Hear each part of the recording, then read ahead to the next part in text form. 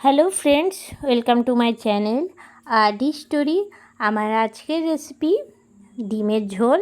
আজ আমি তৈরি করেছি ডিমের ঝোল, তবে খুব কম মশলা দিয়েই একদম ডিমের পাতলা একটা ঝোল। দেখে নিন আজকের রেসিপিটা। ভাত রুটি যে কোনো কিছুর সঙ্গেই কিন্তু এই রকম ঘরোয়া ডিমের ঝোল কিন্তু বাড়িতে তৈরি করে নিতে পারেন। কেমন লাগলো অবশ্যই আমাকে কমেন্ট করে জানাবেন।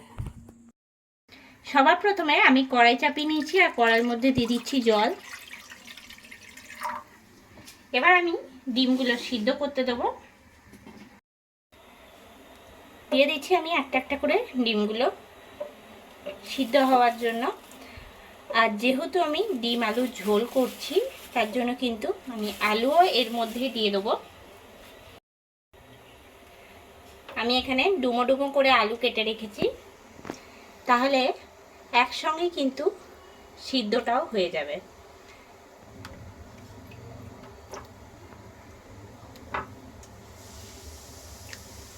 এবারে আমি ঢাকা দিয়ে দেবো। তার আগে দিয়ে দিচ্ছি সামান্য পরিমাণে লবণ আর আরেকটু জল দিয়ে দিচ্ছি। লবণ দিলে কিন্তু ডিমের খোসাটা খুব ভালো মতন ছাড়িয়ে নেওয়া যায়। দিয়ে দিচ্ছি ঢাকা। সিদ্ধ হওয়ার পরে ফিরে আসছি। 10 মিনিট পরে ফিরে চলে এসেছি। আর এখন কিন্তু আমি গ্যাসটা বন্ধ করে দিয়েছি। ডিম আলু দুটোই সিদ্ধ হয়ে গেছে। তুলে নিচ্ছি একটা থালার মধ্যে। এবার ডিমটা আমি ছাড়িয়ে নিচ্ছি আর আলুটা অন্যদিকে তুলে রাখছি। নিয়ে নিচ্ছি আমি দুটো পেঁয়াজ, একটা বড় সাইজের একটা ছোট সাইজের। পেঁয়াজটা আমি মিক্সিতে বেটে নেব, কিন্তু একদম মিহি পেস্ট তৈরি করব না, আধবাটা করে নেব। পেঁয়াজটা আগে আমি ছাড়িয়ে নিচ্ছি খোসাটা।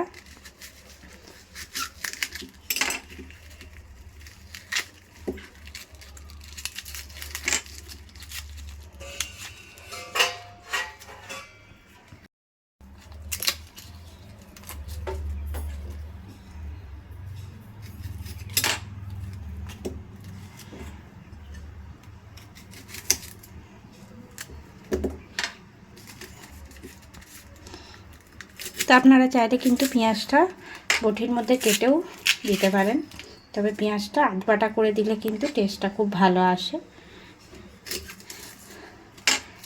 আর বাকি আদা রসুন এগুলো কিন্তু একদম মিহি পেস্ট তৈরি করে নেব। মিক্সিং জারের মধ্যে কিন্তু আমি দিয়ে দিলাম পেঁয়াজটা। সামান্য একটু জল দিয়ে আমি এটা আধবাটা করে নিয়ে ফিরে আসছি। এবার আমি কড়াই চাপিয়ে নিয়েছি আর কড়াইয়ের মধ্যে দিয়ে দিলাম সর্ষের তেল। দিয়ে দেবো ছাড়িয়ে রাখা ডিমটা।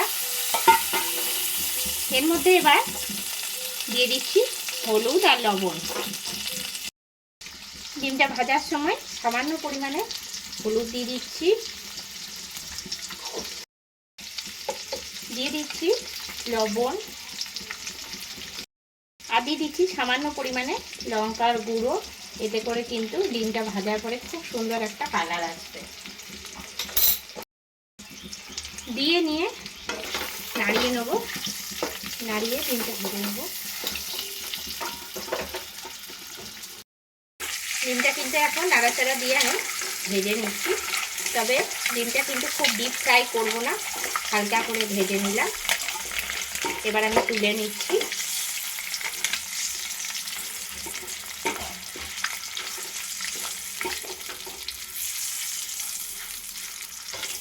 চারটে ডিমই কিন্তু আমি তুলে নিলাম।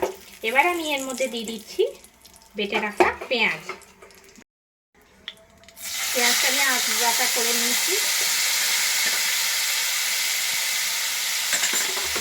পেঁয়াজটা দিয়ে নিয়ে নাড়িয়ে নেব।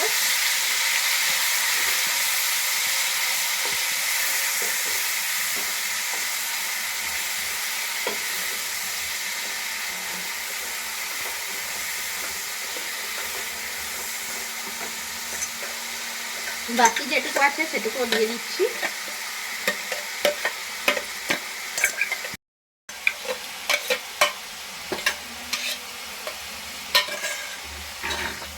খুব কম তেল মশলা দিয়ে কিন্তু আজকের এই ডিমের ঝোলের রেসিপিটা করব, মানে একদম ঘরোয়া একটা রেসিপি। পেঁয়াজটা একটুখানি ভেজে নেবো ভালো করে তেলের সঙ্গে।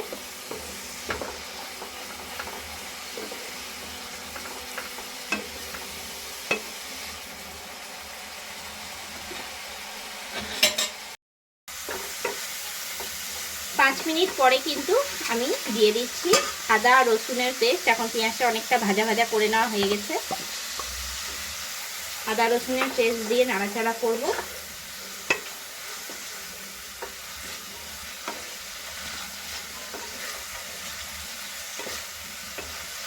এবারে এর মধ্যে আমি দিয়ে দিচ্ছি লঙ্কা বাটা, দিয়ে দিচ্ছি 1 চামচ শুকনো লঙ্কা বাটা,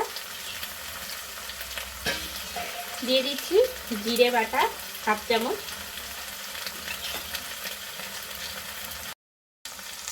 দিয়ে দিচ্ছি আন্দাজ মতন লবণ,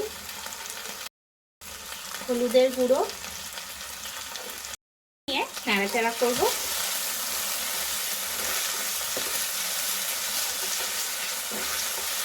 আপনারা চাইলে শুকনো লঙ্কা বাটাটা কিন্তু স্কিপ করে যেতে পারেন, কারো যদি পছন্দ না থাকতে পারে। আমি একটুখানি ঝালের জন্য লঙ্কা বাটাটা দিলাম। সব কিছু দিয়ে নিয়ে নাড়াবো।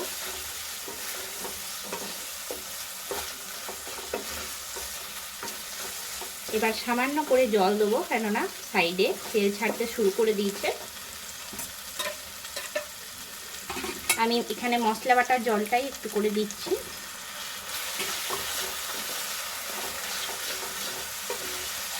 সময়ে নাড়িয়ে যাব যতক্ষণ না পেঁয়াজ রসুনের কাঁচা গন্ধটা যায়। আবার একটু করে জল দিচ্ছি আমি। জল দিয়ে দিয়ে কিন্তু মশলাটা তৈরি করে নিচ্ছি। মশলাটা তৈরি করতে করতে কিন্তু আমি এর মধ্যে আলুটা দিয়ে দিচ্ছি, সিদ্ধ করে রাখা আলুটা।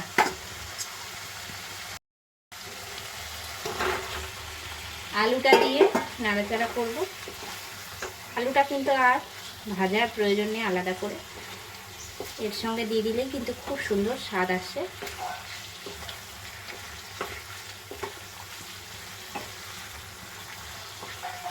এবার আমি একটু বেশি করে জল দিচ্ছি, দিয়ে আমি 10 মিনিটের জন্য ঢাকা দিয়ে দিচ্ছি।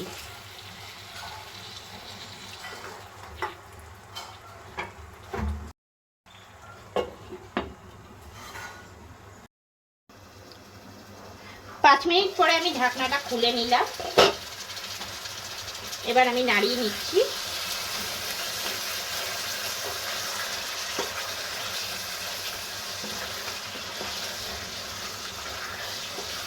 এবারে আমি দিয়ে দিচ্ছি এর মধ্যে মৌরি গুঁড়ো। ডিমের ঝোলে সবসময় মৌরি গুঁড়ো দিলে কিন্তু টেস্টটা একটু অন্যরকম আসে।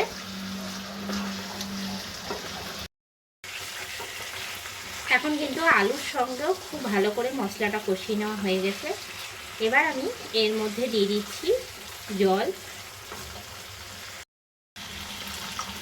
যেহেতু আমি এটা ডিমের ঝোল করছি, তার জন্য কিন্তু জলের পরিমাণটা একটু বেশি দেবো।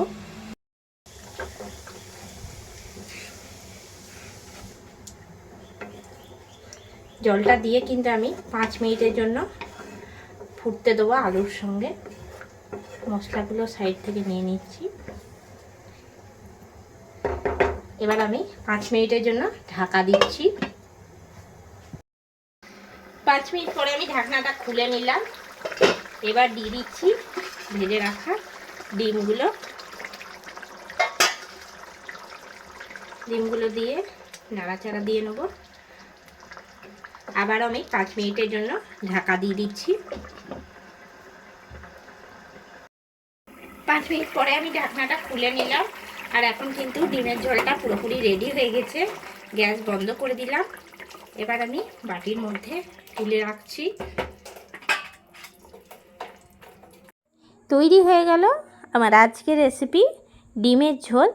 একদম ঘরোয়া উপায়ে কিন্তু আমি আজকে ডিমের ঝোলটা তৈরি করেছি। আর এখন আমি বাটির মধ্যে তুলে রাখছি। তো বাড়িতে কিন্তু এই জিনিসগুলো প্রত্যেকেরই থেকে থাকে।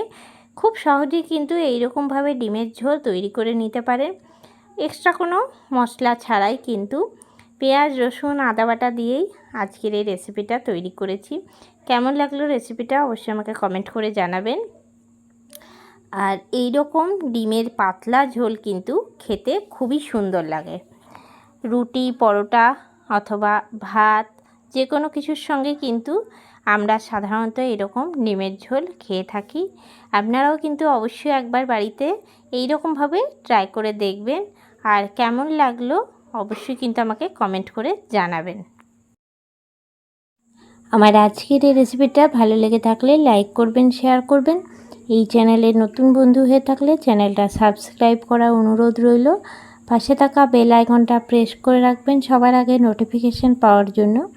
আবারও কোনো নতুন রেসিপি নিয়ে হাজির হব। সঙ্গে থাকুন আর দেখতে থাকুন। সবাই ভালো থাকবেন, সুস্থ থাকবেন। ধন্যবাদ।